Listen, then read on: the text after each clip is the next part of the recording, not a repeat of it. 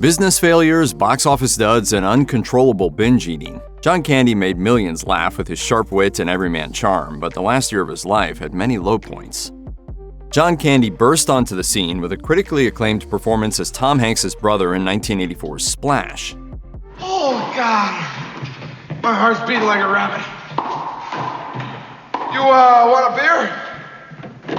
No, thanks. That performance catapulted him from supporting parts to starring roles in major films. By 1994, however, Candy's resume was littered with a string of flops, leaving him fearful his time in the spotlight was ending. That was the mindset Candy had when he reached out to screenwriter Tommy Swerdlow, who was working on the script for Cool Runnings. Candy was set to star in the film and was hoping it would turn his career around. Swerdlow wrote about the experience on Substack. In the post, he recalled that Candy told him he needed the film to be really good, adding, I'm nobody in this town. I'm nothing, I'm nobody. I'm dog boy in this town. It wasn't until later that Swerdlow realized Candy dissing himself as Dog Boy was a reference to Barf, the half-man, half-dog character he'd played in Spaceballs.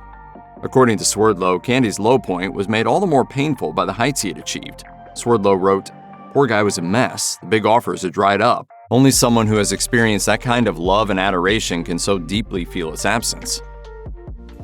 Well, you think what you want about me. I'm not changing. I like me.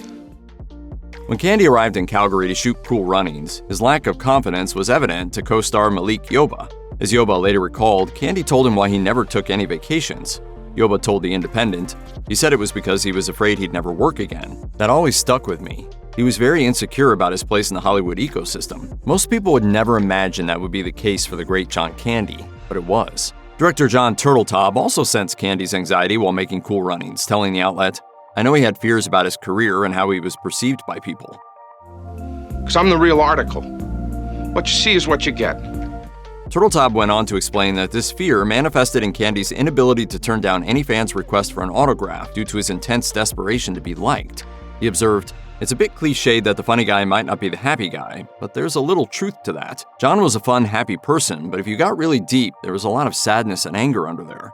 With mostly positive reviews, Cool Runnings may not have been the blockbuster Candy had hoped for, but it was still a winner for Disney, bringing in almost $69 million at the domestic box office. After appearing in bombs such as Nothing But Trouble, Who's Harry Crumb, and Delirious, Cool Runnings was certainly a step in the right direction for Candy.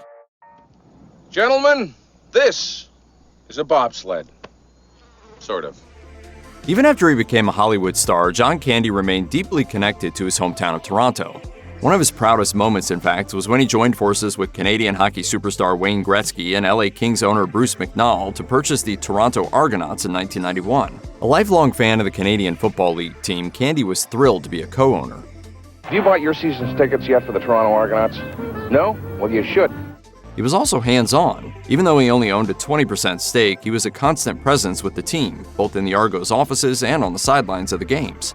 In the book Year of the Rocket, John Candy, Wayne Gretzky, a crooked tycoon, and the craziest season in football, Gretzky said of Candy, he loved the players, he loved the coaches and the trainers.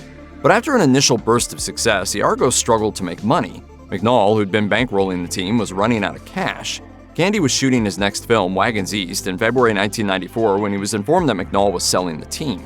Candy's assistant, Bob Crane Jr., said in the book, I wouldn't go so far as to say the color went out of his face, but it was close. This was a cold corporate, we're dumping this. He deserved better than that. He had big appetites for everything. Candy had always dealt with issues concerning his weight, but never more so than in the final year of his life. The TV docuseries Autopsy, The Last Hours of John Candy, recalled the funny man's heartbreak at having his beloved Toronto Argonauts yanked away from him. His reaction was to turn to what had always comforted him in the past, food and alcohol. The show referenced reports that he responded to the news of the Argos sale by going on a 2-day drinking binge, downing shot after shot of tequila. Dr. Joe Goosey, a clinical psychologist and former comedian, said in the episode, He certainly was capable of a big night out, and he could drink a lot, and often did.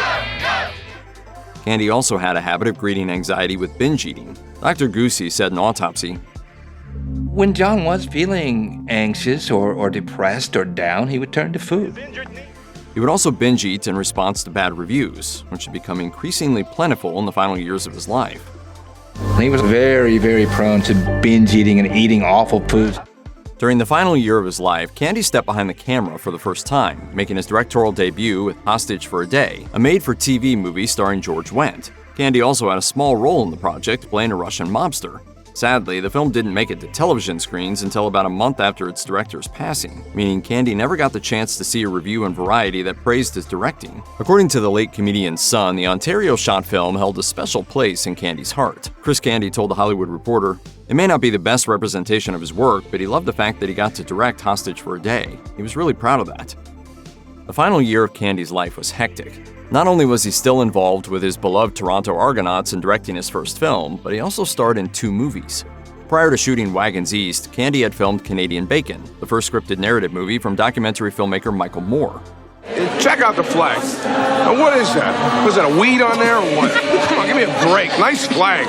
In Canadian Bacon, which was released the year after Candy's passing, he plays a small-town American sheriff who winds up in the middle of an escalating conflict between Canada and the U.S. Sadly, the final film in Candy's canon was a critical and commercial flop.